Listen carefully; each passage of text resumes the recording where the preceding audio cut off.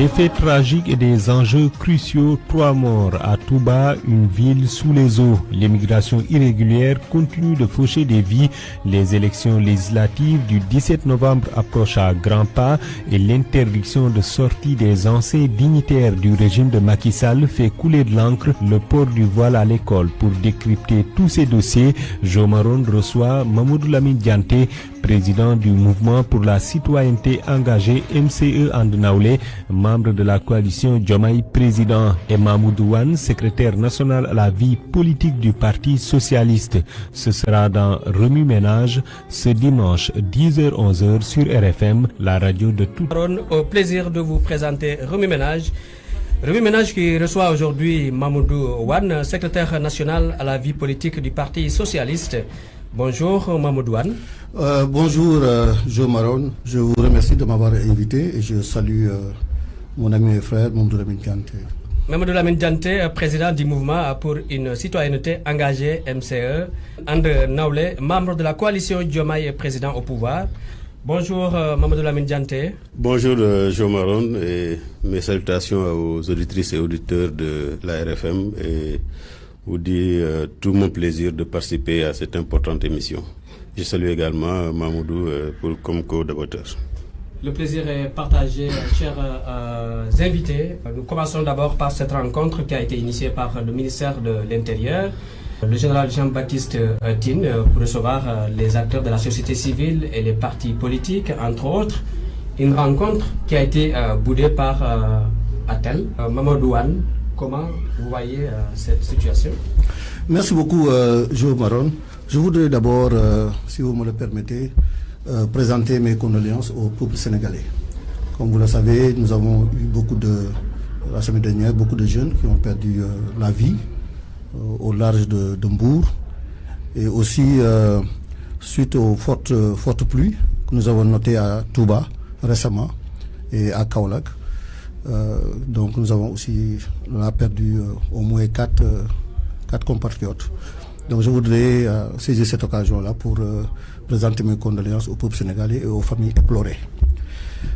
Vous avez raison, je pense que c'est très justifié parce que depuis 1992, nous sommes toujours allés aux élections ici au Sénégal dans la concertation.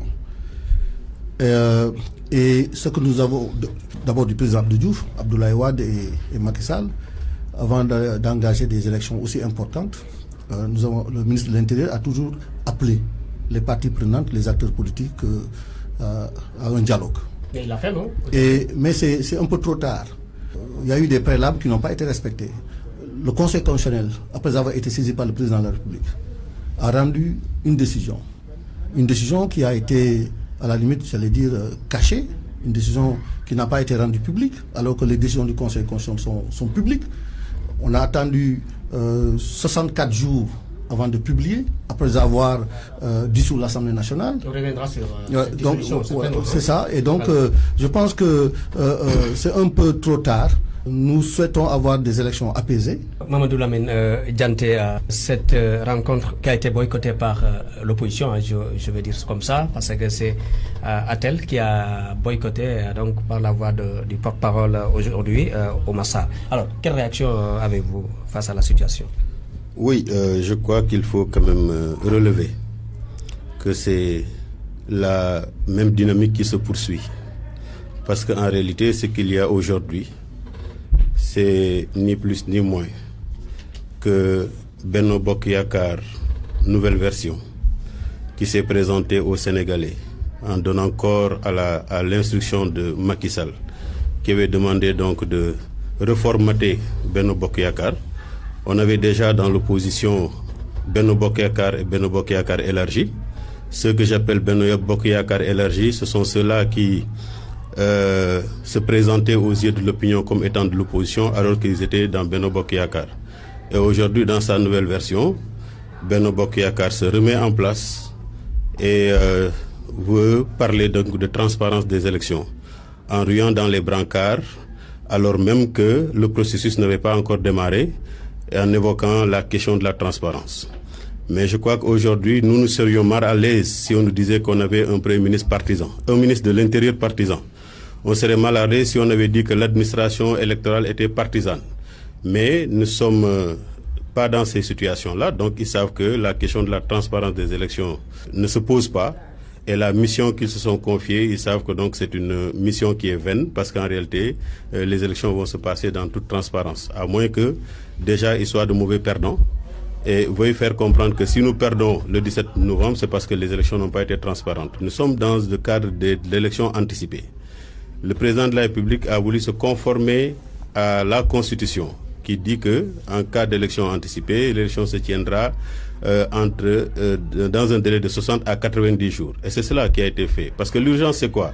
C'est d'avoir une Assemblée nationale qui pourrait donc voter le budget de 2025.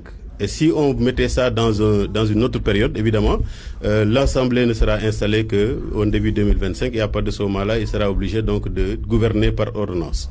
Il a voulu donc parer à cela en se conformant à la Constitution. Mais si on regarde les délais qui sont impartis pour l'ensemble des opérations électorales, le gouvernement ne pouvait pas faire autre chose que d'établir déjà le calendrier pour éviter que les potentiels concurrents ne soient forclos parce que simplement ils ne seront pas en accord avec la loi. Maintenant, la concertation elle a lieu. Vous décidez d'aller à la concertation et vous dites après que vous boycottez la concertation. Il fallait pas y aller. Donc je pense qu'aujourd'hui, c'est une opposition qui danse plus vite que la musique. Mais quand même, on va vers une élection, un événement très sérieux. Est-ce qu'il ne fallait pas d'abord commencer par informer tous les acteurs avant même de penser à cette rencontre-là aujourd'hui, quand même? Oui, mais je crois ça a toujours été fait, non? Je crois que ce qui a amené le président de la République à prendre la décision de dissoudre l'Assemblée nationale, c'est une situation qui a été provoquée par les députés de la majorité parlementaire. C'est les députés de la majorité parlementaire qui ont précipité la décision du président de la République parce que moi j'ai la conviction que le président n'était pas dans les dispositions de dissoudre cette Assemblée nationale-là, tant et que cette Assemblée voudrait collaborer dans un esprit républicain. Et même cette dissolution, les gens pensent qu'il s'agit tout simplement de museler en fait l'opposition et puis de tuer la démocratie aussi. Hein. Ah non. Le président de la République a été contraint et forcé de dissoudre l'Assemblée nationale par le comportement des députés de la majorité parlementaire. Parce que quand des députés de la majorité parlementaire veulent s'arroger les prérogatives consacrées par la Constitution au président de la République en lui imposant d'envoyer son Premier ministre à une date alors que c'est le président de la République qui a cette prérogative-là, même l'Assemblée nationale, à travers son règlement intérieur, reconnaît cela, mais ça ressemble un peu à de l'enfantillage. Et on ne voudrait pas arriver dans une situation où il va y avoir un conflit entre les institutions, parce que depuis son avènement à la tête de ce pays-là, le président Bassirou Diomaye Diakhar Faye a toujours cherché à collaborer en respectant les dispositions de la loi et en collaborant avec donc l'Assemblée. Mais on a vu que de par leur comportement, soit ils n'ont pas encore digéré leur défaite au soir du 24 mars, ou bien alors ils pensent qu'aujourd'hui ils ont une capacité qui n'est pas en réalité celle qui leur a été consacrée par la loi. Mamadou Wane, du Parti Socialiste. D'abord, je voudrais rappeler à M. Dianté qu'il n'y a pas d'urgence à la question par rapport au budget de 2025. Et pour l'histoire, on se rappelle bien que lorsque nous avons perdu le pouvoir, nous les socialistes, et que le président Abdoulaye Wade est venu nous a succédé, mais l'Assemblée nationale était en place et a voté des lois en toute élégance républicaine. Aujourd'hui, donc, parler de budget de 2025, pour dire que oui, on convoque aujourd'hui le corps électoral, donc le 17 novembre, pour pouvoir être à date et pouvoir voter le budget, moi je trouve que ce sont des raisons fallacieuses. Aussi, rappeler que le président de la République a essuyé un revers cinglant à l'Assemblée nationale lorsqu'il a voulu supprimer donc les deux grandes institutions de la République, en l'occurrence le HCCT et le Conseil économique, social et environnemental. Il n'a pas digéré cela. Donc peut-être que c'est à cause de ça qu'il a voulu en quelque sorte précipiter et dissoudre l'Assemblée nationale. Et je voudrais aussi rappeler à nos auditeurs que même par rapport à la convocation du corps électoral, mais non seulement il n'y a pas eu concertation, ce qui a toujours eu lieu, et même cela ne respecte pas les dispositions, parce que, comme vous le savez, dans la hiérarchie des normes, un décret ne peut pas prendre la place de la loi. Alors que la loi électorale, elle est bien là, et que le président de la République ne pouvait pas s'arroger le droit en prenant le décret 2024-1981 et 2024-1982. Donc je trouve que le président a outrepassé en quelque sorte ses pouvoirs. Et c'est pourquoi d'ailleurs, je comprends très bien nos camarades, pourquoi ils ont décidé de contester, d'abord auprès des grandes institutions comme la CEDEAO, parce qu'à moins de 6 mois des élections, même si nous sommes dans une élection législative anticipée, je comprends que le président de la République, comme je l'ai rappelé tantôt, a attendu 64 jours. Alors que, encore une fois, les décisions du Conseil constitutionnel sont des décisions publiques, et qui devaient être tout de suite publiées au journal officiel. Et je pense qu'ils ont voulu se jouer un peu quand même des acteurs politiques, en essayant de surprendre un peu l'opposition et aller à des élections, parce qu'aujourd'hui, comme vous le savez, nous sommes à moins de 10 jours du dépôt des listes.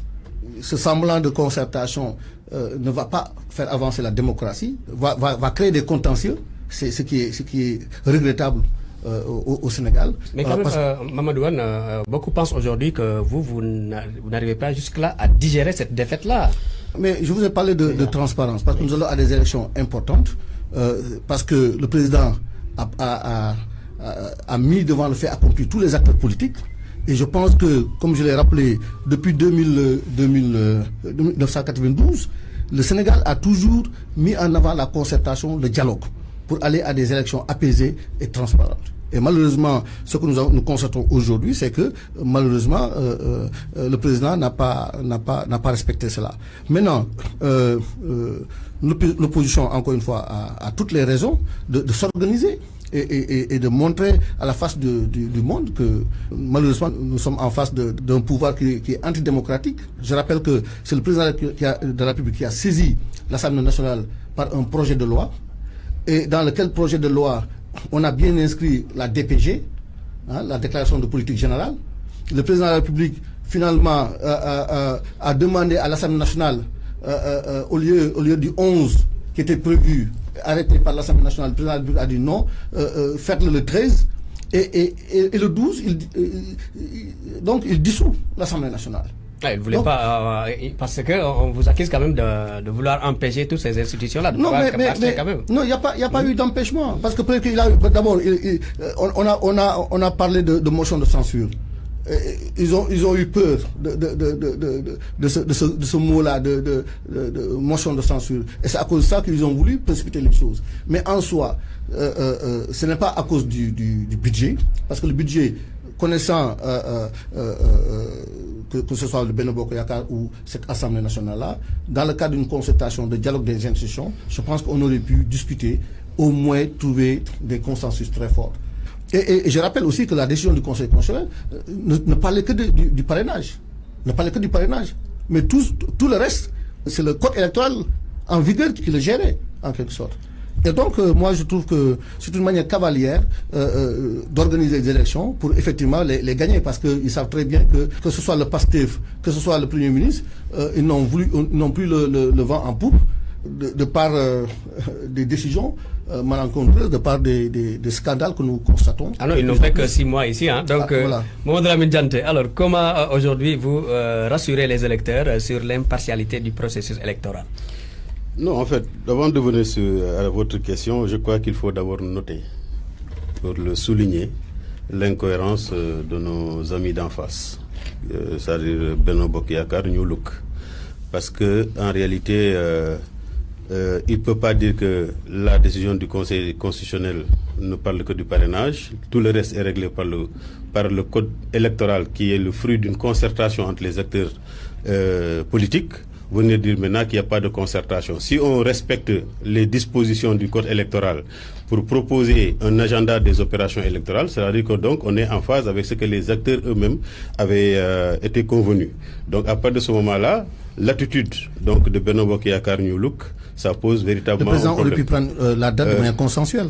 Oui, mais nous sommes au Sénégal. Oui. Ce qui s'est passé avec Macky Sall quand il convoquait le collège électoral le 24 mars, on était là. Il n'y avait pas eu de concertation. Macky Sall a décidé... Mais le Conseil constitutionnel a arrêté une décision. Non, le Conseil constitutionnel lui avait demandé de tenir les élections avant le 2 avril pour que la passation de service puisse se faire. Mais quand il retenait la date du 24 mars, il ne s'est concerté avec personne. En tout cas, peut-être dans son camp, mais il s'est concerté avec personne, nous qui étions dans l'opposition. Donc, cela veut dire que, voilà, il y a pas, on n'invente pas la roue. Ce qui se passe ici, c'est que c'est se conformer aux dispositions du code électoral qui est le fruit d'un consensus obtenu à travers donc des concertations entre les acteurs politiques. Encore une fois, je réitère que le président Bassirou Diomaye Faye manie avec délicatesse la loi et ne veut pas s'arroger des pouvoirs exorbitants qui lui sont conférés. Et j'insiste pour dire encore une fois qu'il y a urgence parce que le président de la République ne veut pas gouverner par ordonnance.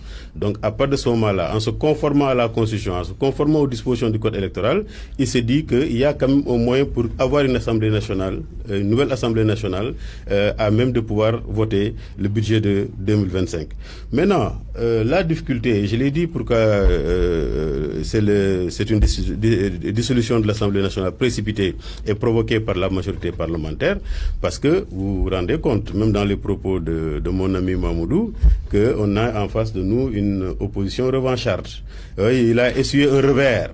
C'était ça le plaisir qui se faisait. Mais on n'est pas dans un combat. Il n'a pas publié le dialogue. C'est-à-dire... Il a voulu dissoudre des institutions sans prendre même la tâche de consulter les présidents de d'institutions. Le président de la République avait pensé qu'il fallait donner une occasion rêvée à cette majorité parlementaire qui s'est vue un divorce total avec l'opinion, de se réconcilier avec cette dernière. Mais nous avons vu que, quand même, malheureusement, vous n'avez pas su saisir la balle au rebond, vous n'avez pas su comprendre ça, mais vous étiez dans un combat, dans une revanche, comme pour même la question de la motion de censure, parce que pour eux, c'était une symbolique de compter sur les 83 députés qu'ils ont pour renverser le gouvernement. Après, vous avez eu peur, c'est pas une question de peur, parce que vous n'avez pas été conséquent avec vous-même. J'aurais compris que vous écoutez le Premier ministre venir présenter la déclaration de politique générale, que vous dites que vous n'êtes pas satisfait avec cette déclaration. Non, en fait, il était prévu qu'il vienne le 13. Vous avez voulu vous arroger des prérogatives qui n'est pas les vôtres. Vous avez dit non, il faut que le Premier ministre vienne ici le 11, qui coïncide avec un mercredi, jour de Conseil des ministres. Mais ça ressemble ni plus ni moins qu'à un manque de respect total vis-à-il de l'institution. Mais le 13 là, c'est le président qui a fixé la date du 13, non? Oui, mais ça dit, c'est pourquoi je dis, il n'y a pas, j'ai attendu après, ils disent, oui, il y a un parjure. Il n'y a pas de parjure. Ah oui, mais il a renié sa signature et sa parole. Un décret, c'est ça la réalité, un nouveau décret peut annuler un décret précédent. Donc, quand on constate des enfantillages de la part de la majorité parlementaire qui portent atteinte à la réputation et à la crédibilité de nos institutions, le président de la République a également le devoir de préserver les institutions en évitant un conflit inutile. Donc, il prend la décision donc de maintenant, on dit oui. Le président a voulu sauver son Premier ministre, c'est ça la réalité? Non, c'est pas ça. Si, il a voulu sauver son Premier ministre. Parce que je rappelle simplement, même du régime socialiste. Mais c'est récemment qu'on a codifié au niveau du règlement intérieur de l'Assemblée nationale la présentation de la déclaration de politique générale. Parce qu'à l'époque, nous avons eu des premiers ministres qui sont très naturellement et volontairement sont présentés devant l'Assemblée nationale pour décliner leur feuille de route. Ousmane Sonko, depuis qu'il a été nommé comme Premier ministre, il aurait dû très naturellement et très rapidement, dans un délai très raisonnable, aller se présenter devant les députés. Mais quand même, ça serait très difficile avec cette menace déjà. Bien entendu. Mais c'est pourquoi je dis, vous confirmez ce que je disais, c'est qu'il a eu peur de se présenter devant des députés dont il n'a pas il n'est pas sûr de ce qui pourrait lui arriver. Non, mais il a un bon projet, n'est-ce pas? Un projet qu'il doit présenter au peuple. Mais non, mais Joe, vous savez, ce projet-là, on l'attend toujours, et tous les Sénégalais l'attendent encore. Mais vous savez, ça devrait être naturel. Le Premier ministre, quel que soit par ailleurs, c'est dans le cadre du dialogue des institutions, la Constitution le prévoit. on a pu prendre prétexte que le règlement intérieur a été changé, ou falsifié, ou modifié. Et l'Assemblée s'est réunie et a pris les bonnes mesures. Et donc, le problème du règlement intérieur qui n'était pas valable, qui n'était pas bon, c'était un problème dépassé. Et je rappelle, comme je rappelle à mon ami Dianté, que c'est le président de la République qui a dans le cadre d'un décret, a demandé à l'Assemblée nationale de se réunir en session extraordinaire, où même le président a bien intégré la DPG dans ce projet de loi. Et donc, on ne peut pas comprendre que l'Assemblée nationale, comme le président, la conférence des présidents peuvent décider. Si le président leur dit qu'il faut intégrer dans votre agenda la DPG, et le président n'a pas indiqué une date, le collège des présidents s'est réuni et a pris une date. Et le président a dit non, cette date-là n'est pas bonne. Prenez le 13. Le président de l'Assemblée nationale lui a envoyé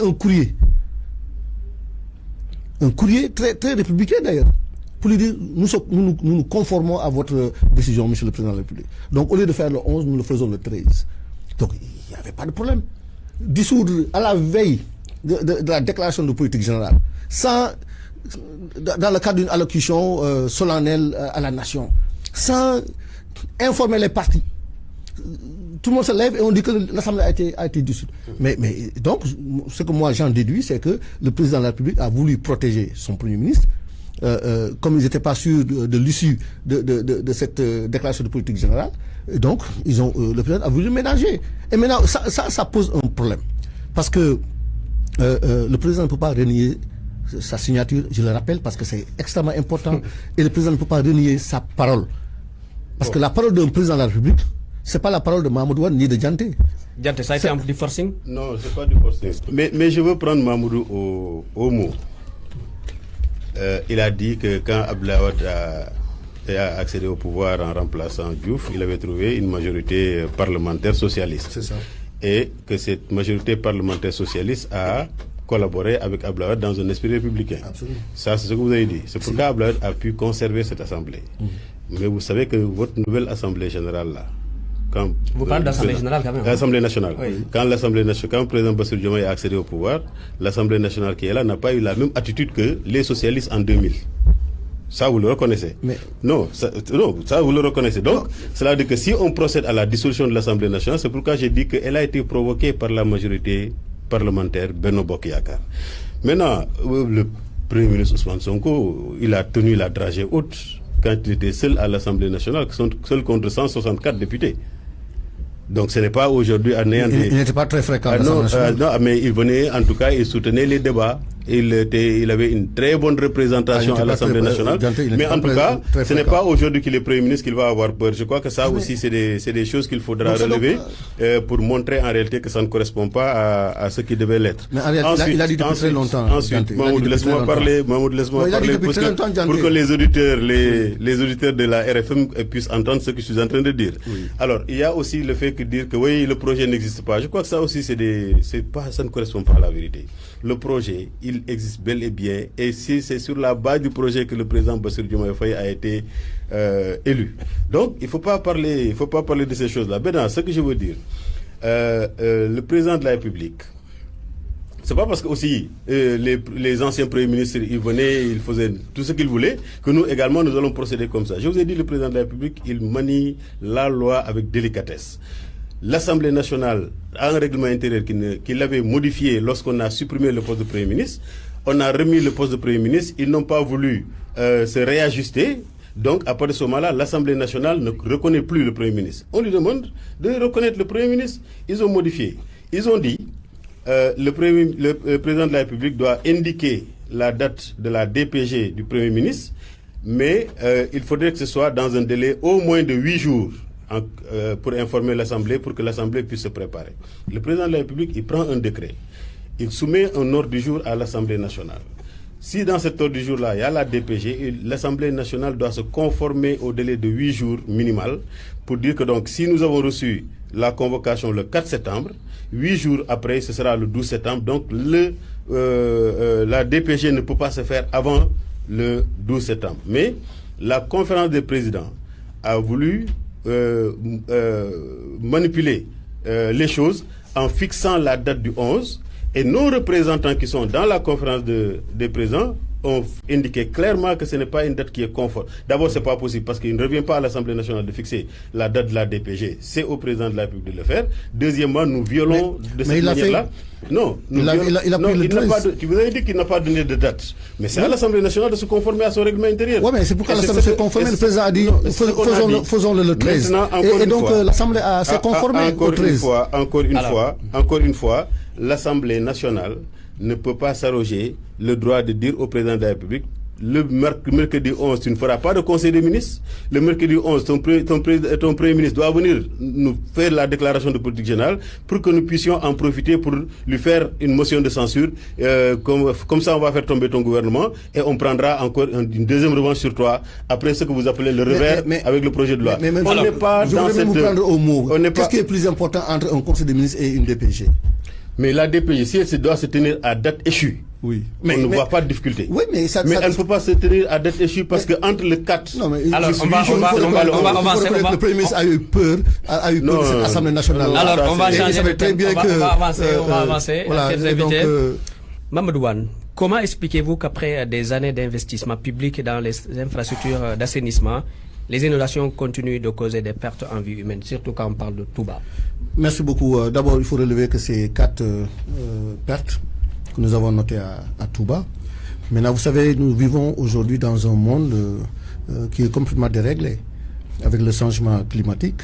Aujourd'hui, la semaine passée, même dans les pays les plus développés, plus nantis, nous constatons ce genre de phénomène-là, de fortes inondations et qui engendrent malheureusement beaucoup de décès. Si nous prenons le cas de Myanmar, où il y a eu plus de 200 décès, de Hongrie, l'Italie, en Afrique, nous connaissons ces phénomènes-là de changement climatique.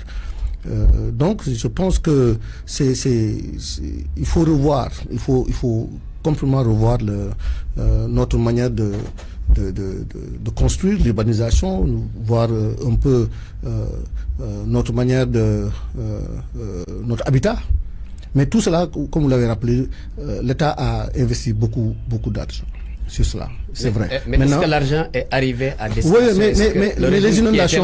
Ah oui, absolument. Parce que là où il fallait... si nous prenons le cas, par exemple, de Dalifort, il y a eu Dalifort, où, vous savez, de par le passé, c'était une zone très problématique.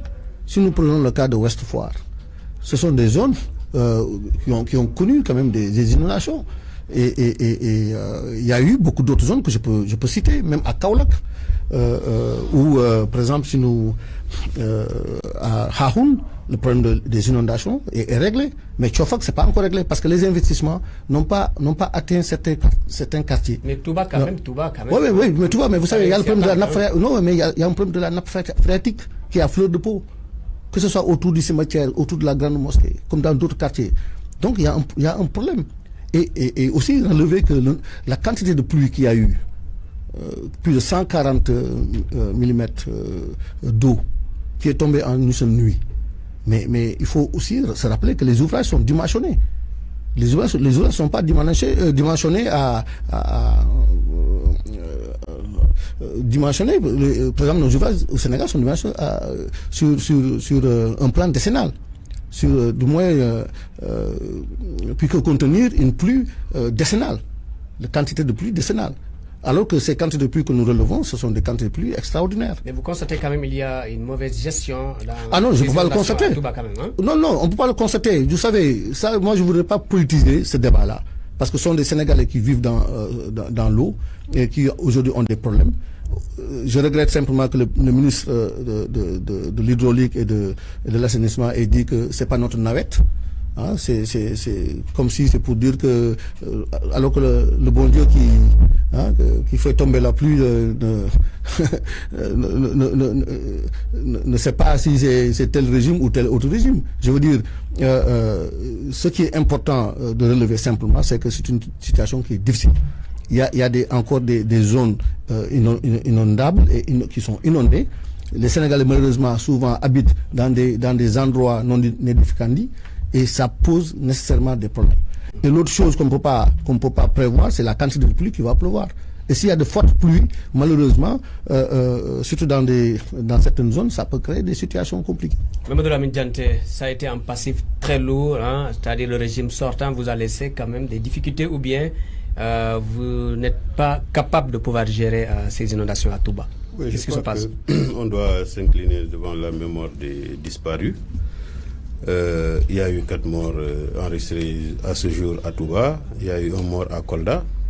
Il y a eu beaucoup de dégâts matériels à Kolda, à Touba, à Kaolack, pour ne citer que ces localités. Et après avoir présenté donc nos condoléances aux familles éplorées, il faut quand même saluer avec beaucoup d'admiration encore l'effort du Khalife général des Mourides qui a encore mis la main à la poche pour soutenir les familles sinistrées. Saluer également le président de la République qui a pris à travers son gouvernement des mesures urgentes pour venir au secours donc de ces populations. Mais je crois qu'au-delà des changements climatiques soulignés tout à l'heure par Mamoudou, il faut reconnaître que ce qui s'est passé dans ces localités-là, au point qu'aujourd'hui, nos prières, c'est pour que la pluie ne retombe pas encore une fois avant donc de pouvoir évacuer ces eaux. C'est simplement l'échec patent du plan décennal de lutte contre les inondations qui a englouti des milliards et des milliards. Et c'est pourquoi je pense qu'il faut que très rapidement un audit complet soit fait sur ce plan décennal de lutte contre les inondations pour savoir qu'en réalité, l'argent qui a été déclaré avoir été investi dans ces infrastructures-là ne l'a pas été, pour qu'en réalité qu'on puisse situer les responsabilités. Maintenant, quant à nous, notre régime, il s'agira, en tenant compte de tous les paramètres, de mettre en place des infrastructures durables pour que la lutte contre les inondations soit une lutte structurelle et non une lutte conjoncturelle. Le ministre qui dit que cet hivernal-là, c'est pas le nôtre, hein, ça pose problème. Hein? Oui, les propos peuvent être interprétés diversement, mais vous savez que aussi le ministre est un humain. Quand il est parti là-bas, il a vu la situation, il peut être dépassé par les situations. Je ne dis pas que c'est ça le cas. Il peut être dépassé par les situations au point que ces propos peuvent parfois être mal prononcés. Ce que moi j'ai compris en réalité à travers ce propos-là, peut-être il a voulu dire que ce qui est arrivé aujourd'hui ne peut pas nous être imputable parce que c'est les conséquences, comme je l'ai dit, de l'échec du plan décennal de lutte contre les inondations. Donc si nous étions là il y a 2 ans, il y a 3 ans, évidemment on va assumer les conséquences. Mais c'est un passif, comme vous-même vous l'avez dit, dont nous avons hérité donc de l'ancien régime, qui a été dans une politique de communication en évoquant des montants, des sommes faramineuses investies ça et là, alors que je crois que les résultats des audits vont montrer au peuple sénégalais et au monde entier que ce qui a été déclamé sur tous les toits ne correspond pas à la vérité. Vous assumez cet échec? Bien sûr qu'il n'y a pas d'échec. Et ils se rendront compte que, comme je l'ai rappelé tout à l'heure, pour les questions d'inondation, ils verront qu'ils auront intérêt à ne pas politiser. Moi, en tout cas, je ne politise pas cette problématique-là. Parce que effectivement, il y a eu beaucoup d'argent qui a été investi. Est-ce que dire que c'est un échec du plan décennal de lutte contre les inondations, c'est politiser un sujet? Non, mais c'est pas un échec. Justement, c'est pas un échec. Parce qu'il y a eu des fonds qui ont été investis, mais ce plan-là ne pouvait pas régler tous les problèmes. Tous les problèmes qui relevaient des inondations. Parce que ce plan-là, d'abord, c'est pour dire que ce plan décennal qui a été mis en place et dont le financement tourne autour de 700 milliards. Mais ça concernait d'abord plusieurs ministères, plusieurs structures de l'État. Et ça ne prenait pas en charge toutes les zones inondables. Par exemple, si ça prenait par exemple que Massar était concerné. Et que Massar il y a eu beaucoup d'avancées, il y a eu beaucoup de choses que l'État a pu mettre en place et ça a réglé beaucoup de problèmes. Maintenant aussi Kaolack, que ce soit Kaolack, que ce soit Dakar, Donc il y a eu quand même des avancées, des solutions qui ont été apportées. Donc on ne peut pas péremptoirement dire qu'il y a eu un échec. C'est pas juste de le dire. Maintenant, ils se rendront compte. Et comme il dit, parce que de plus en plus, avec le changement climatique, comme je l'ai indiqué, de plus en plus, nous allons vers ce genre de phénomène-là. Donc, je pense qu'au lieu de bavarder ou d'essayer d'imputer la responsabilité à un régime ou à un autre, je pense qu'il devrait plus se concentrer à trouver des solutions, comme des solutions que nous avons pu trouver pour régler des questions. Parce que, rappelez que au Sénégal, tous les ouvrages sont dimensionnés sur, comme je l'ai dit, sur des pluies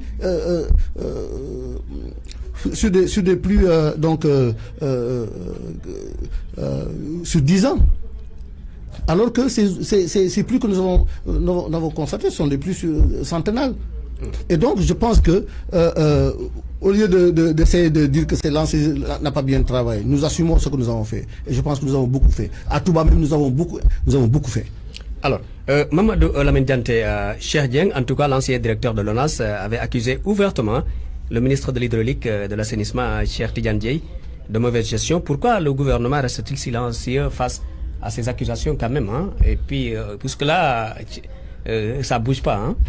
Oui, mais tout à l'heure, Mamoudou a parlé de bavardage, mais je crois que vous venez de lui enregistrer la réponse que nous ne sommes pas des bavards, parce qu'il ne s'agit pas d'avoir des accusations pour parler, et si on ne parle pas, on dit qu'on a observé le silence. Il faut répondre quand même. Il s'agit pas de ça, on est en train de répondre de la manière la plus... Parce que ce que Cheikh Dieng a dit, c'est très clair. On est en train de répondre par la manière la plus administrative possible. Vous savez... je reviens encore pour dire que c'est l'échec du plan décennal de lutte contre les inondations. Vous pouvez parler de changement climatique. Vous savez qu'il y a un changement climatique qui appelle à des... l'urbanisation galopante. Les gens habitent n'importe où au Sénégal. Oui, vous êtes en train d'ajouter quelque chose. Ah non. D'accord, mais il y a une urbanisation galopante. Vous savez qu'il y a des changements climatiques qui appellent à des hivernages de plus en plus pluvieux. Si vous n'avez pas tenu compte de ça, dans le dimensionnement des infrastructures que vous avez installées, Mamoudou, vous avez échoué. C'est ça que je veux dire. C'est-à-dire quand vous mettez en place des infrastructures, mais parce qu'au vous tenez compte de tous les paramètres. Mais si vous ne tenez pas compte de tous les paramètres, après vous faites en sorte qu'on constate des inondations alors qu'on est sorti d'un plan décennal. On est sorti d'un plan décennal de lutte contre les inondations. Mamoudou, vous constaterez avec moi, vous savez très bien avec diplomatie, avec fair play, que vous avez échoué. Mais non, on n'a pas échoué. Le plan décennal, les sommes qui ont été avoir été investi. Il faut aller à Touba, il faut aller à Dalifort et dire aux gens que le plan décennal a échoué. Vous avez parlé de Kermassar, mais Kermassar n'a pas encore reçu des pluies. Non, je suis désolé, Diante. Je suis désolé, Diante. Désolé, Diante. Vous ne vivez pas au Sénégal. Et les populations de Kermassar vous écoutent. Non, mais il ne faut pas dire ça. On va un peu s'écouter. Vous ne pouvez pas dire que Kermassar, il n'y a pas eu de fortes pluies qui ont causé quand même beaucoup de dégâts. Ça, vous ne pouvez pas le reconnaître. Quand les pluies vont revenir et que Kermassar va se retrouver sous les eaux, que vous rappelez que vous avez... non, mais c'est ça votre responsabilité. Comme vous êtes en train... Moi, je pense que... Kermassar, les inondations. Ah non, j'ai pas dit ça. Ce que j'ai dit, on a eu des investissements à Kermassar qui ont réglé le problème. Mamadou, on laisse Mamadou Lamine Diante terminer. Non, mais c'est que je veux vous corriger, Diante, parce qu'il y a des choses, vous dites, parce que même les ouvrages, Diante, il faut être d'accord avec moi qu'on ne peut pas dimensionner les ouvrages à l'infini. Oui, mais c'est ce que vous dites. Parce que les flux que nous constatons, c'est maintenant que nous les constatons, Jo Maron. On ne les constatait pas il y a 10 ans. On ne les constatait pas il y a 5 ans. C'est maintenant ces quelques années-là qu'on a constaté que maintenant, avec le dérèglement climatique, que maintenant, un peu partout à travers le monde, pas seulement au Sénégal, mais il y a de fortes quantités de pluie qui se déversent en un temps très minime. Et ça, tout ouvrage, en tout cas au Sénégal, mais il y a un temps que ça va nécessairement prendre pour que quand même l'eau puisse s'écouler. Alors, en même temps aussi. Donc, je crois que quand même, il faut quand même que mon ami Mamoudou apprenne à souffrir un peu. Quand vous parlez, c'est pas parce que vous me convainquez que je me tais. Non, moi je parle aux éditeurs, je parle pas à vous. Mais je ne vous interromps pas. Alors, je voudrais dire que Cheikh Dieng a été nommé par le président de la République qui en a la prérogative. Il a été démis par le président de la République qui en a la prérogative. Personne ne sait les raisons pour lesquelles il a été démis. C'est quand il a fait une sortie que les gens ont estimé qu'il y a eu des choses. On connaît les raisons. Des faits.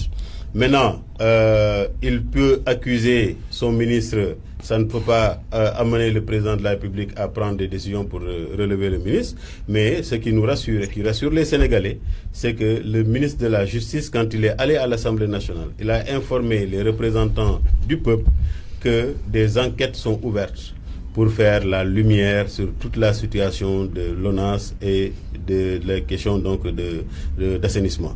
Nous attendons la fin de ces enquêtes-là et la publication, et les Sénégalais seront édifiés. Et tel que je connais le président de la République, son Excellence le président Bassirou Diomaye Diakhar Faye, évidemment c'est quelqu'un qui, pour des questions d'intérêt national, en tout cas, il n'a pas fait avec Cheikh Oumar Diagne. En tout cas, il n'a pas fait avec Cheikh Oumar Diagne. N'est-ce pas, Dante?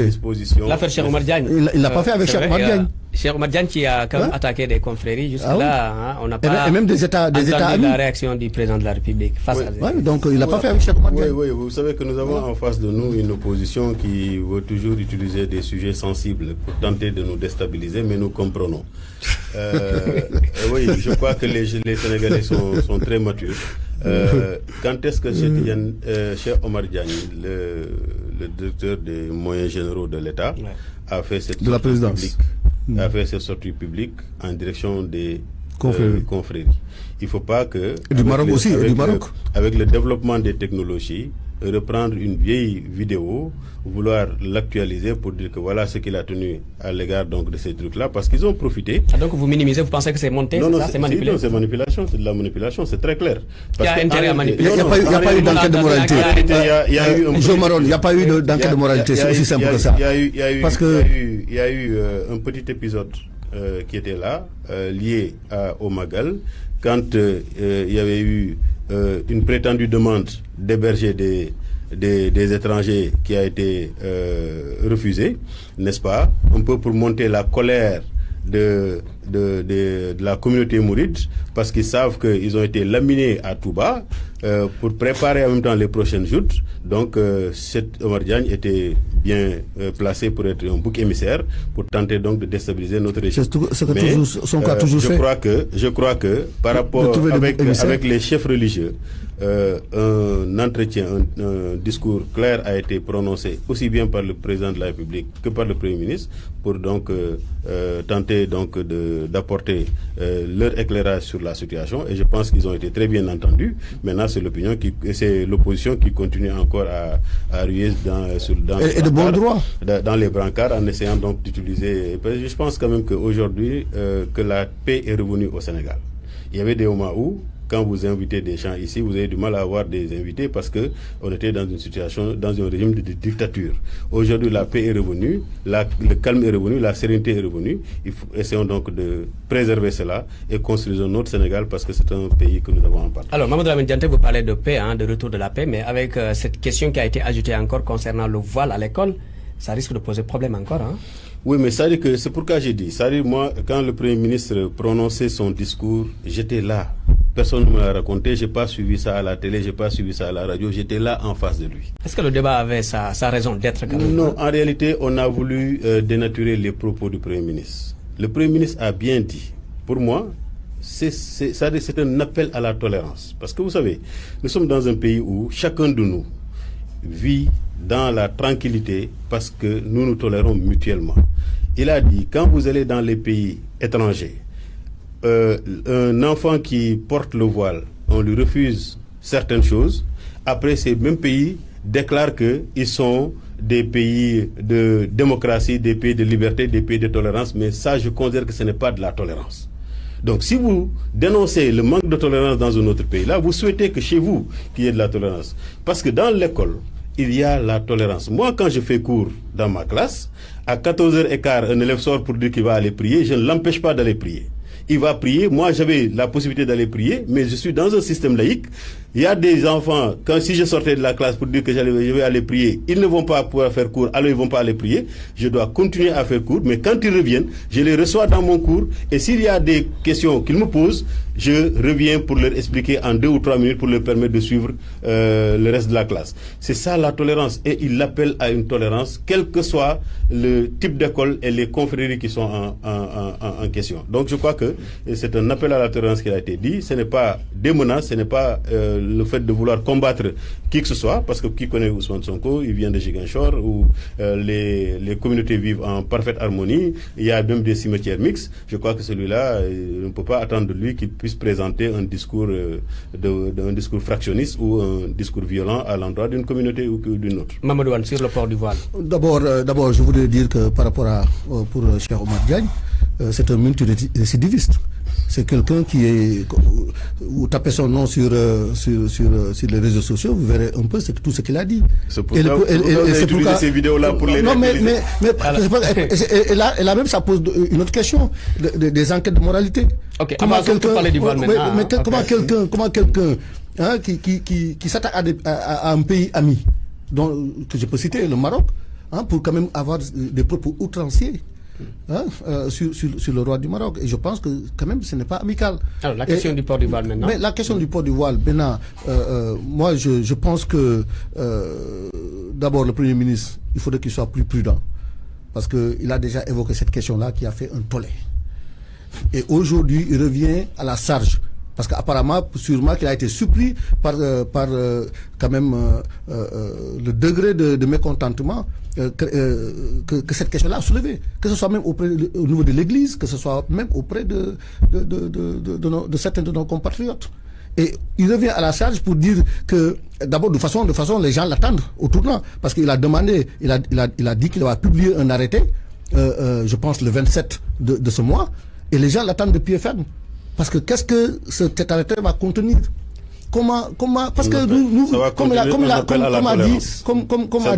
a dit Dianté, on avait dépassé ce genre de problème-là, ou ce genre de questions-là. Et je ne sais pas par quelle magie on revient encore en arrière pour poser ce genre de débat-là. Parce que ce débat-là, mais à quoi ça va avancer notre pays? Alors, voilà, et ça pose un problème d'opportunité. C'est un appel à la tolérance mais parce que de toute façon, l'école, c'est une école de la République. Il n'avait pas besoin, encore une fois, comme je l'ai rappelé, de revenir sur ces questions-là. Parce que à quoi ça va nous servir de créer des tensions inutilement, de poser des communautés ou des confréries sur cette question-là.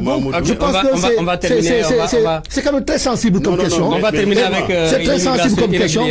C'est très sensible comme question, et ça, il doit faire attention. Voilà, Mamadou Wane, on a bien compris. On va terminer par l'immigration irrégulière. Mamadou Lamine Dianté, les jeunes qui continuent de braver l'océan pour rejoindre l'Europe au péril de leur vie, que fait réellement le gouvernement pour stopper quand même la tragédie? Oui. Non, il ne fait rien. Une minute. Je dois d'abord dire que... Parce qu'il y a une recrudescence... on laisse argumenter une minute après, on termine. Je dois rappeler que l'école est un milieu de socialisation, et c'est pas à l'école qu'on doit pouvoir identifier les identités des uns et des autres. On parle de l'immigration. Pour l'immigration irrégulière, je crois que c'est un drame qui fait mal à tous les Sénégalais. On sait que même ceux qui sont des candidats à l'immigration savent que c'est un péril qui est extrêmement risqué. Ils le font parce que simplement il y avait un régime là qui avait tué l'espoir, qui avait fermé la porte de l'espoir aux jeunes, mais je rappelle qui aujourd'hui donc s'adonnent à cette immigration clandestine. Mais je pense que il y a divers facteurs qui l'expliquent, parce que le voyage, c'est quelque chose qui est donc très naturel pour les populations. Il y a des mesures drastiques qui sont prises dans les pays qui doivent être visités par les candidats. Et il y a quand même des discussions qu'on doit pouvoir mener là pour voir un peu comment éviter cela, mais en prenant également des mesures drastiques au niveau de nos côtes pour empêcher que cela puisse se produire. Moins d'une minute, Mamadou Wane. Jo Maron, ils n'ont pas de solution.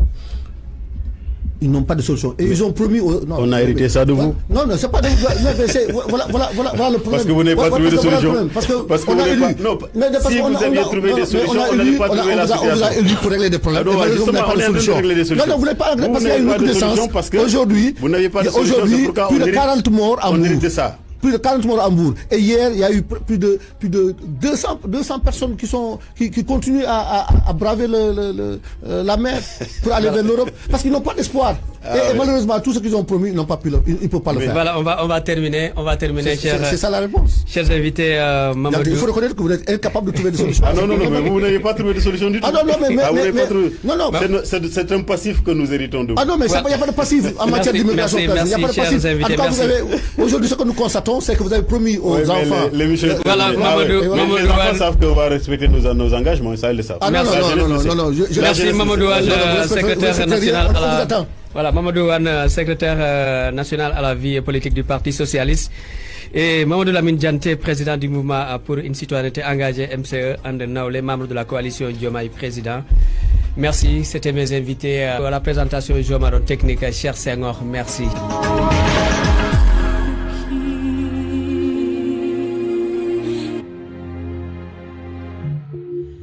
RFM